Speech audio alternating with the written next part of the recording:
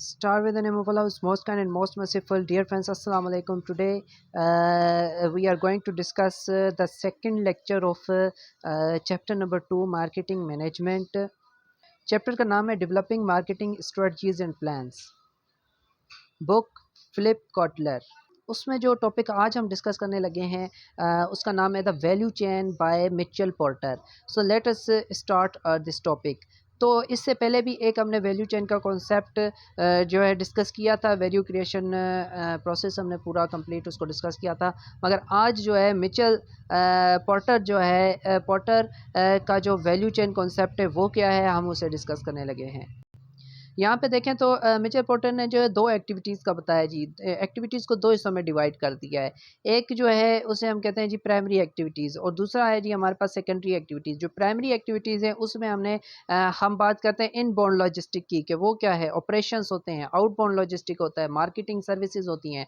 तो इनको हम वन बाय वन हम इनको क्या करने लगे हैं जी, हम वन बाय वन इसको डिस्कस करेंगे। और जबकि सपोर्ट एक्टिविटीज़ में हमारे पास प्रोक्यूरमेंट होता है, ह्यूमन रिसोर्स मैनेजमेंट होता है, और टेक्नोलॉजिकल डेवलपमेंट हो जाता है, स्ट्रक्चर आ जाता है। तो ये जो दोनों प्राइमरी और सेकेंडरी एक्टिविटीज़ मिलती हैं तो इनको हम मार्जिन का नाम देते हैं। So let us discuss the primary and secondary and the support activities of the Mitchell porter. तो अब यहाँ पे जो है प्राइमरी क्या है जी, प्राइमरी वैल्यू चेन एक्टिविटीज़ कौन सी हैं। तो सबसे पहले हमने जो पढ़ा था नाम इनबाउंड लॉजिस्टिक। इनबाउंड मतलब within an organization, logistic मतलब movement of the raw material. तो इसमें क्या होता है कि it involve the relationship with the suppliers. It also include all activities required to receive, store, distribute the input. Input क्या होता है कि ऑर्गेनाइजेशंस क्या करती हैं, ऑर्गेनाइजेशंस मैन्युफैक्चरर्स जो होते हैं या प्रोड्यूसर जो होते हैं प्रोडक्ट को बनाते हैं in the form of finished good, उसको तैयार करते हैं। तो उसको तैयार करने के लिए उनको जो है इनपुट मतलब कि रॉ मटेरियल की ज़रूरत होती है, और रॉ मटेरियल वो ऑर्डर करते हैं और वो मंगवाते हैं।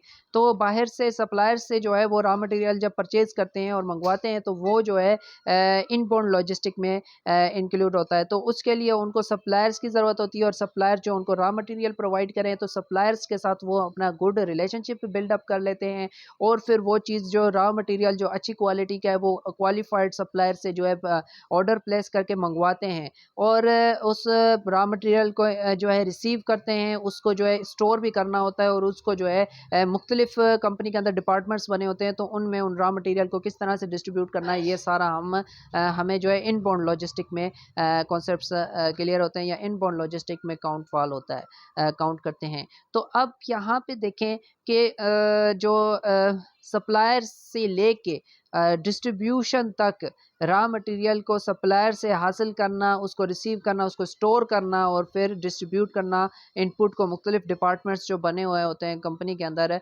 उनमें, तो उसे हम इनबाउंड लॉजिस्टिक कहते हैं। अब फॉर एग्जांपल आइसक्रीम बनानी है और आइसक्रीम के रिलेटेड हमें जो है मिल्क चाहिए, तो मिल्क उसका एक रॉ मटेरियल हो गया, ठीक है। वो सप्लायर से हमने लिया या कंपनी ने लिया, उसको रिसीव किया, रिसीव करने के बाद उसको स्टोर भी तो करना है कि ताकि मिल्क ख़राब ना हो जाए, दूध ख़राब ना हो जाए। तो उसके लिए जो है रेफ्रिजरेटर्स या इस तरह का जो है सिस्टम जो होता है, इस तरह की मशीनरीज मौजूद होती है जहाँ पे उनको जो है स्टोर किया जाता है, या फिर गोदाम होते हैं जहाँ पे जो है रॉ मटेरियल्स को स्टोर किया जाता है। फिर उनको जो है जहाँ पे जो है जिस डिपार्टमेंट में जिस रॉ मटेरियल की ज़रूरत होती है तो उस डिपार्टमेंट पर वो डिस्ट्रीब्यूट किया जाता है। तो ये सारा काउंट हम करते हैं इनबाउंड लॉजिस्टिक में। उसके बाद हमारे पास आता है ऑपरेशंस, राइट। तो ऑपरेशंस में क्या होता है कि it deals with the all activities required to transfer the input into the output. अब देखें जी कि ऑपरेशन की बात होती है, जहाँ पे ऑपरेशन की बात होती है तो अब यहाँ पे जो है ऑपरेशंस में क्या होता है कि रॉ मटेरियल को हम उस पे वर्क करते हैं, लेबर काम करती है, सारा कुछ वर्क डन करके उस पे जो है उसको कन्वर्ट कर दिया जाता है आउटपुट, मतलब कि फिनिश्ड गुड में एक तैयार कर दी जाती है प्रोडक्ट, ठीक है। जब प्रोडक्ट तैयार हो जाती है तो इस तरह की जो एक्टिविटीज़ की जाती है उसे हम ऑपरेशंस कहते हैं। नेक्स्ट हमारे पास आता है, नेक्स्ट हम बात करते हैं इसमें जो है आउटपुट लॉजिस्टिक की। आउटबाउंड लॉजिस्टिक, ठीक है। आउटबाउंड लॉजिस्टिक मतलब कि अब हमें क्या करना है कि हमें जो है आउटबाउंड लॉजिस्टिक में all the activities required to collect, store, distribute output, ठीक है। कि अब हमने जो है हमारी प्रोडक्ट रेडी है, ऑपरेशंस के बाद हमारी प्रोडक्ट रेडी हो जाती है, और आउटपुट लॉजिस्टिक में हम क्या करते हैं कि उस तमाम तर फिनिश गुड को एक जगह इकट्ठा करते हैं, उनको एक जगह स्टोर करते हैं, स्टोर करने के बाद उसको जो है डिस्ट्रीब्यूट करते हैं, आउटपुट को डिस्ट्रीब्यूट करते हैं, मतलब कि अपने जो है डिस्ट्रीब्यूशन चैनल के ज़रिए से जो है उसको कस्टमर तक पहुंचाने की कोशिश करते हैं, ठीक है। तो अब फॉर एग्जांपल कि एक आइसक्रीम है, तो आइसक्रीम को हमने जो है आइसक्रीम तैयार हो गई है, उसको एक जगह पे जमा करना, उसको जो है स्टोर करने के लिए भी हमें जो है एक प्रॉपर जो है मशीन रेफ्रिजरेटर की ज़रूरत होती है, उसको एक जगह पे मखसूस जगह पे स्टोर करके उसको फिर हम डिस्ट्रीब्यूट करते हैं मुख्तलिफ आउटलेट्स पर, शॉप्स पे या यूटिलिटी या स्टेशन या फिर हमारे जो बड़े बड़े जो है आउटलेट्स होते हैं या कैश एंड कैरीज होती हैं, वहाँ पे हम लेके जाते हैं। वहाँ पे जो है आउटलेट्स पे जो है जब आइसक्रीम पहुँच जाती है मार्केट के अंदर, तो वहाँ से कस्टमर उसको इजीली अवेल कर देता है या परचेज़ करता है उस प्रोडक्ट को, ठीक है। तो आउटबाउंड लॉजिस्टिक मतलब कि डिस्ट्रीब्यूट करना प्रोडक्ट को। जब हम डिस्ट्रीब्यूशन के खाता भी कंप्लीट हो जाता है, हम जो है हमारी प्रोडक्ट जो है पहुँच जाती है आउटलेट्स, हम कहते हैं दुकानों पर या फिर यूटिलिटी स्टोर्स पे या मार्केट में। तो जब हमारी प्रोडक्ट जो है मार्केट में आ जाती है, तो अगला स्टेप होता है मार्केटिंग करना, मतलब कि हम उसकी एडवर्टाइजमेंट करते हैं, हम उसको इंट्रोड्यूस करवाते हैं कि हमारे प्रोडक्ट में कौन सी एट्रीब्यूट्स हैं, उसमें फंक्शनैलिटी क्या है, उसकी एट्रीब्यूट्स क्या है, उसकी खसूसियात क्या हैं, ठीक है, किस तरह से वो जो है बायर्स के लिए जो है फ्रूटफुल या बेनिफिशियल साबित हो सकता है। तो मार्केटिंग में क्या होता है कि inform the buyer about the goods and services by advertisement, हम एडवर्टाइजमेंट चलाते हैं, हम जो है मुख्तलिफ communication media, narrowcasting, broadcasting, social media के ज़रिए से जो है अपने प्रोडक्ट के एड्स जो है यूट्यूब पे डालते हैं, बहुत सी प्लेटफॉर्म पे डालते हैं, ताकि जो बायर्स हैं वो उसको जो है हमारे प्रोडक्ट के रिलेटेड जो है इंफॉर्मेशन मिल सके। तो इस सारे प्रोसेस को हम मार्केटिंग में काउंट ऑफ करते हैं, ठीक है। सिमिलरली जो है अगला स्टेप होता है services, all activities required to keep the product working effectively after it is sold. जी हाँ, सर्विसेज मतलब कि हमारा प्रोडक्ट है, हमने प्रोडक्ट बना दिया, उसको मार्केट में ले आए, उसको इंट्रोड्यूस कर दिया, उसके बाद सर्विसेज मतलब कि कस्टमर ने हमारा प्रोडक्ट परचेज कर लिया। अब परचेज करने के बाद जो सर्विसेज होती हैं कि अगर हमारा प्रोडक्ट ख़राब हो जाता है तो उसके स्पेयर पार्ट्स भी मार्केट में अवेलेबल होने चाहिए, उसके रिलेटेड जो है फर्दर उसको ठीक करना, उसकी लाइफ को इंक्रीज़ करने के लिए भी हमारे पास जो है मेंटेनेंस सर्विसेज भी अवेलेबल होनी चाहिए, कि अगर प्रोडक्ट ख़राब हो जाता है तो उसका भी कोई इशू नहीं है, कस्टमर हमारे पास आए और हमारे से जो है मेंटेनेंस सर्विसेज भी ले सकता है। तो इस तरह की जो है सर्विसेज वगैरह प्रोवाइड करना, वो सर्विसेज में काउंट फॉल होते हैं। तो ये हमने जो स्टेप्स पढ़े हैं, ये हमने पढ़े हैं जी कि ये आते हैं प्राइमरी वैल्यू चेन एक्टिविटीज़ में काउंट फॉल होते हैं। कहाँ पे काउंट फॉल होते हैं? प्राइमरी वैल्यू चेन एक्टिविटीज़ में। अब जो हम बात करने लगे हैं वो हमारे पास है जी secondary value chain activities. Michael Porter की जो है सेकेंडरी वैल्यू चेन एक्टिविटीज़ में हमारे पास सबसे पहले जो एक्टिविटी आती है वो प्रोक्यूरमेंट्स की होती है। ये within the organisation activities होती हैं, ठीक है ना। प्रोक्यूरमेंट में क्या होता है कि कंपनी को क्या होता है, कंपनी को क्या चाहिए, कंपनी को चाहिए जी रिसोर्सेज चाहिए होते हैं, अपने रॉ मटेरियल परचेज़ करना है जी, एम्प्लॉइज़ को सैलरीज़ देनी है और हम कह सकते हैं कि एम्प्लॉइज़ को जो है और अदर एक्सपेंसेस को मीट करना है। तो उन एक्सपेंसेस को देखने के लिए, उसको फेस करने के लिए उनको financial resources, non financial resources की ज़रूरत पड़ती है। अब वो क्या करती है? प्रोक्यूरमेंट्स। प्रोक्यूरमेंट मीन्स कि it is an acquisition of the input और the resources for the firms, ठीक है। अपने फार्म को, अपनी कंपनी को रन आउट करने के लिए, एक्सपेंसेस को मीट आउट करने के लिए वो क्या करती है? एक्विजिशन करती है, मतलब कि वो लोन वगैरह अक्वायर करती है।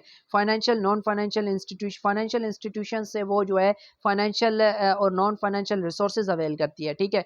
वो इस तरह भी हो सकता है कि वो स्टॉक मार्केट में अपने जो है शेयर्स जो है अपने जो है अपनी कंपनी के शेयर सेल करके फाइनेंशियल रिसोर्सेज अवेल कर सकती है, या लोन लेके, या फिर जो है कुछ फाइनेंशियल एसेट्स वगैरह लेके इस तरह से जो अपनी कंपनी को रन करती है, और एक्सपेंसेस को मीट करना बहुत लाजमी होता है। तो इसलिए जो है वो financial, non financial resources avail करती है। फाइनेंशियल इंस्टीट्यूशंस मौजूद होते हैं बाकायदा से, जिसमें बैंक आ गया और अदर फाइनेंशियल इंस्टीट्यूशंस आ गए, तो वहाँ से जो है वो लोन वगैरह लेना, या फिर अब स्टॉक मार्केट हो गई, वहाँ से जो है फाइनेंशियल रिसोर्सेज को इजीली अवेल किया जाता है। तो ये प्रोक्यूरमेंट्स में आ जाता है। नेक्स्ट हमारे पास होता है HRM।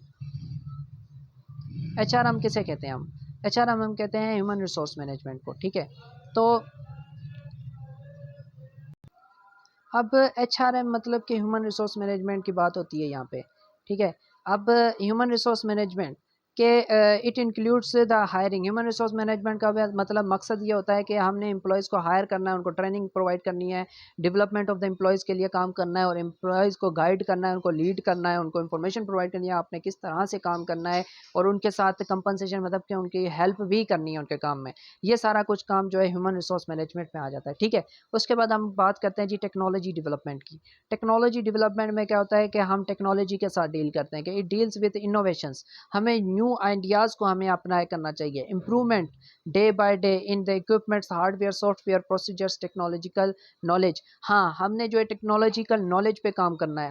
हमने जो ओल्ड मेथड्स अपनाए हुए हैं जो कि यूज़लेस हो चुके हैं, तो उनको जो है अवॉइड करना है और न्यू मेथड्स, एडवांस्ड मेथड्स जो है हमने जो है यूज़ करने हैं। इक्विपमेंट की बात की जाए तो हमने जो है एक एडवांस्ड इक्विपमेंट्स, लेटेस्ट मॉडल के जो इक्विपमेंट्स हैं, जो कि मोर एफिशिएंट इक्विपमेंट्स है, उनको जो है हमने कंपनी में लेके आना है और इंट्रोड्यूस करवाना है और यूज़ करना है। हार्डवेयर्स जो नए आए हैं, सॉफ्टवेयर्स और पुरानी टेक्निक्स, प्रोसीजर्स को ख़त्म करके नई और एडवांस्ड टेक्निक्स और प्रोसीजर्स जिनसे एफिशिएंसी और इफेक्टिवनेस को एनहेंस किया जा सके, उन प्रोसीजर्स को जो है यूज़ करना चाहिए for the transformation of input to output, ताकि हम इजीली कम टाइम में कम रिसोर्सेज यूज़ करके रॉ मटेरियल को जो है आउटपुट में कन्वर्ट कर सकें।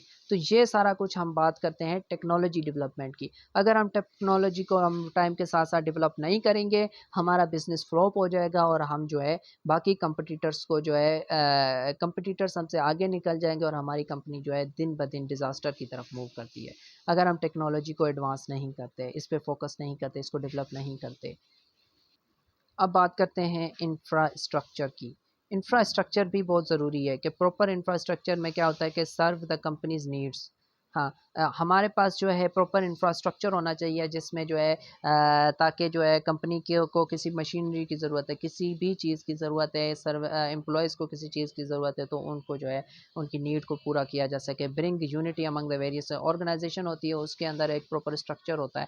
स्ट्रक्चर इस तरह से होता है कि सबसे पहले टॉप मैनेजमेंट आती है, फिर मिडिल मैनेजमेंट आती है, फिर लोअर मैनेजमेंट होती है, और हर एक जो एम्प्लॉयज़ जो कि उस ऑर्गेनाइजेशन में काम करें, उनको उनकी जो है काम जो होते हैं, उनको उनके जो है वर्क समझा दिया जाता है, उनको ट्रेनिंग दी जाती है और वो अपने काम सर अंजाम, ड्यूटी सर अंजाम देते हैं। तो और वो जो कंपनी होती है उसके अंदर बहुत से डिपार्टमेंट्स होते हैं और डिपार्टमेंट्स में वर्कर काम कर रहे होते हैं। तो हमने क्या तो इंफ्रास्ट्रक्चर अगर हमारा जितना तो हम उतना आसानी के साथ जो है हम तमाम डिपार्टमेंट्स को जो है उनके दरमियान यूनिटी क्रिएट ईज़िली कर सकेंगे, उनके दरमियान जो है कोऑर्डिनेशन मीटिंग्स करवाना और जो है synergical effect comes at the result of this efforts. तो ये जो एफर्ट्स की जाती हैं, अब मिलजुल के काम किया जाता है प्रॉपर इंफ्रास्ट्रक्चर में, सारे डिपार्टमेंट मिल के काम करते हैं। उसमें मार्केटिंग डिपार्टमेंट होता है, फाइनेंस डिपार्टमेंट होता है, अदर डिपार्टमेंट्स होते हैं, रिसर्च डिपार्टमेंट होता है, डिज़ाइनिंग डिपार्टमेंट होता है। तो ये सारे डिपार्टमेंट जब मिलकर जो है काम करते हैं तो सिनर्जिकल इफेक्ट की सूरत में जो है एक एफ़र्ट्स उनकी जो है सिनर्जिकल इफ़ेक्ट्स को रिप्रेजेंट कर रही होती हैं, और जो है बहुत अच्छा जो है उस पे जो है ओवरऑल रिजल्ट्स बहुत अच्छा इंप्रेशन पड़ता है। और role played by the each and every individual, हर अगर इंडिविजुअल अपना रोल प्ले करता है कंपनी के अंदर, मिलजुल कर काम करते हैं, तो एक अच्छा पॉजिटिव रिजल्ट्स आते हैं working in a particular department of an organisation. अब इसमें क्या होता है कि no one is considered superior, यहाँ पे जो है कम ज़्यादा कोई भी किसी को भी नहीं प्रायोरिटी दी जाती कि ये ज़्यादा है और ये कम है। सारे बराबर होते हैं, ऑल आर इक्वल, और सारे मिल के काम करते हैं। सारे एक्सपर्ट्स को बुलाया जाता है और उनको मिलकर काम करते हैं, और फिर उसके रिज़ल्ट में जो हमारा पॉजिटिव रिज़ल्ट आता है वो जो है मार्वेलियस एक्सीलेंस रिज़ल्ट हमें अचीव होते हैं। तो एक प्रॉपर इंफ्रास्ट्रक्चर का होना बहुत लाजमी होता है किसी भी ऑर्गेनाइजेशन में। तीसरा जो था म्यूचुअल पोर्टर के बाद एक और कॉन्सेप्ट आता है होलिस्टिक मार्केटिंग। हमें वैल्यू क्रिएशन के बारे में क्या समझाती है, क्या हमें बताती है, हम उसको भी थोड़ा डिस्कस कर लेते हैं। होप्स हो कि आप जो है बड़े पेशेंस का मुज़ाहरा कर रहे हैं और आप यहाँ पे बैठे हुए हैं, टाइम दे रहे हैं और जो है लर्न कर रहे हैं नए नए कॉन्सेप्ट्स को। तो जो है इसी तरह से जो है पेशेंस रखें, सब्र रखें और इस तरह से जो है मेहनत जारी करें हार्ड वर्किंग के साथ। तो होप्स हो के रिज़ल्ट्स आपके जो है मैं गारंटी देता हूँ कि आपके जो रिज़ल्ट्स हैं वो अच्छे आएंगे एग्ज़ाम्स में।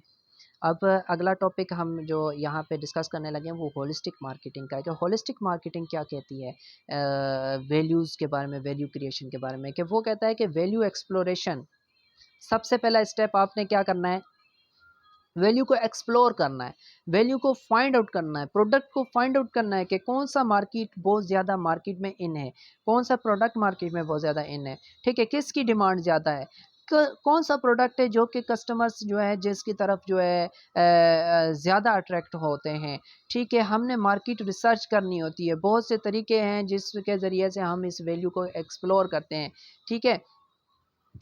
कि हम रिसर्च करते हैं, हम सर्वे कंडक्ट करते हैं और उन सर्वेज़ और रिसर्च से जो डेटा आता है उनके मुताबिक हम डिसाइड करते हैं कि कौन सी वैल्यू हमें जो है उस पे ऊपर काम करना चाहिए, ठीक है, मार्केट में इंट्रोड्यूस करवाना चाहिए ताकि वो बहुत ज़्यादा जो है उससे अपॉर्चुनिटीज़ उस अपॉर्चुनिटी को जो है उससे ज़्यादा से ज़्यादा बेनिफिट हासिल किया जा सके और कंपनी को ग्रो किया जा सके, ठीक है। तो वैल्यू एक्सप्लोरेशन बहुत ज़्यादा इंपॉर्टेंट होता है। अगला स्टेप होता है वैल्यू क्रिएशन, कि अब हमें पता लगा कि ये वैल्यू अगर प्रोडक्ट बनाएंगे तो कंपनी ग्रो करेगी, इसको बेनिफिट होगा, कस्टमर्स के large number of target market को अचीव किया जा सकता है, तो फिर हम उस प्रोडक्ट को क्रिएट करते हैं और फिर वैल्यू को डिलीवर करते हैं। फिर ये प्रोसेस जो है होलिस्टिक मार्केटिंग में यूं ही रिपीट होता रहता है, ठीक है। तो हम इसके जो है नीचे देखते हैं, नोट्स को भी देखते हैं।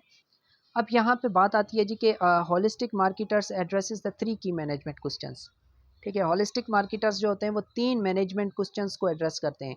सबसे पहले जो है वैल्यू एक्सप्लोरेशन, पीछे हमने बताया कि identification of the new value opportunities, नई वैल्यूज़ अपॉर्चुनिटीज़ कौन कौन सी हैं मार्केट में, ठीक है। न्यू प्रोडक्ट को इंट्रोड्यूस करना जो यूनिक हो, ऐसी प्रोडक्ट इंट्रोड्यूस करवाना जो यूनिक हो दूसरों से, जो कि दूसरे कंपटीटर्स के पास अवेलेबल ना हो, ठीक है, और वो जो है कस्टमर की नीड एंड वांट्स को फुलफिल कर सके। ऑर्गेनाइजेशन से find out the new values in order to, तो वो क्यों न्यू वैल्यूज़ को न्यू यूनिक बनाते हैं प्रोडक्ट को दूसरी कंपटीटर से, ताकि जो है प्रोडक्ट पोजीशनिंग या ब्रांडिंग को, अपना ब्रांड इमेज इन्हेंस करने के लिए, प्रॉफिटेबिलिटी को अचीव कर सकें, मार्केट शेयर इंक्रीज कर सके, इंडस्ट्रीज़ को जो है उसको जो है बहुत ज़्यादा जो है प्रॉफिटेबिलिटी हो, ग्रो कर सके उनकी इंडस्ट्री। इसके लिए वैल्यू एक्सप्लोरेशन बहुत इंपॉर्टेंट स्टेप है। फिर वैल्यू एक्सप्लोरेशन के बाद वैल्यू क्रिएशन की बात आती है कि हमने वैल्यू को क्रिएट करना है, creation of the new value offering. जैसा कि iPhone first time introduced the touch screen, iPhone ने क्या किया कि पहली बार टच स्क्रीन इंट्रोड्यूस करवाई। ये टच स्क्रीन किसी और मोबाइल में मौजूद नहीं थी, सबसे पहले आईफोन वाला मोबाइल था, जिस ब्रांड था जिसने जो है रिसर्च की और वैल्यू को एक्सप्लोर किया और उसको प्रोडक्ट को क्रिएट किया, ठीक है। उन्होंने कहा कि जी बटनों की जगह टच स्क्रीन होनी चाहिए, उन्होंने डेटा एक्सप्लोर करके उस पर रिसर्च किया, एक्सपेरिमेंट किया और एक्सपेरिमेंट के बाद वैल्यू को क्रिएट किया, ठीक है। और Sony brought excellence in display, सबसे पहले सोनी ने जो है टीवी डिस्प्ले में जो है एक्सीलेंस लाई और पूरी टेलीविज़न इंडस्ट्री को उन्होंने लीड किया। एक टाइम था कि बहुत बड़ा टेलीविज़न इंडस्ट्री को जो है पिक्चर क्वालिटी उनकी जो है बहुत ज़्यादा एक्सीलेंट थी तो सोनी में। तो आगे हम बात करते हैं जी वैल्यू डिलीवरी की। वैल्यू डिलीवरी में क्या होता है कि use of capabilities and infrastructure to deliver the new values offerings. अब हमने क्या करना है कि वो प्रॉपर इंफ्रास्ट्रक्चर बनाना है और वो कैपेबिलिटीज़ अपने अंदर एबिलिटीज़ को कायम करना है ताकि हम इफ़ेक्टिव तरीके से टाइमली और इफ़ेक्टिवली एफिशिएंटली जो है हम अपने प्रोडक्ट को जो है डिलीवर कर सकें अपने कस्टमर्स को, ताकि ईज़िली कस्टमर्स हमारे प्रोडक्ट को बाय कर सकें, उनको कोई मुश्किलात का सामना ना करना पड़े, ठीक है। तो ये 3 स्टेप्स थे, वैल्यू को एक्सप्लोर करना, वैल्यू को जो है क्रिएट करना और तीसरा स्टेप था डिलीवरिंग द वैल्यू। ये हम होलिस्टिक मार्केटिंग में स्टडी करते हैं। होप्स हो कि आपको जो है ये मार्केटिंग के कॉन्सेप्ट्स जो है अंडरस्टैंड हो रहे होंगे, क्लियर हो रहे होंगे और आपको आहिस्ता-आहिस्ता जो है मुझे फ़ील हो रहा है कि आप जो है इंटरेस्ट ले रहे हैं इन कॉन्सेप्ट्स में, क्योंकि ये बहुत ही इंटरेस्टिंग कॉन्सेप्ट्स हैं और जब भी मैं पढ़ाता हूँ तो मुझे खुद बहुत ज़्यादा जो है इंटरेस्टिंग लगते हैं ये नॉलेज और इन्फॉर्मेशन जो हम अवेल कर रहे हैं।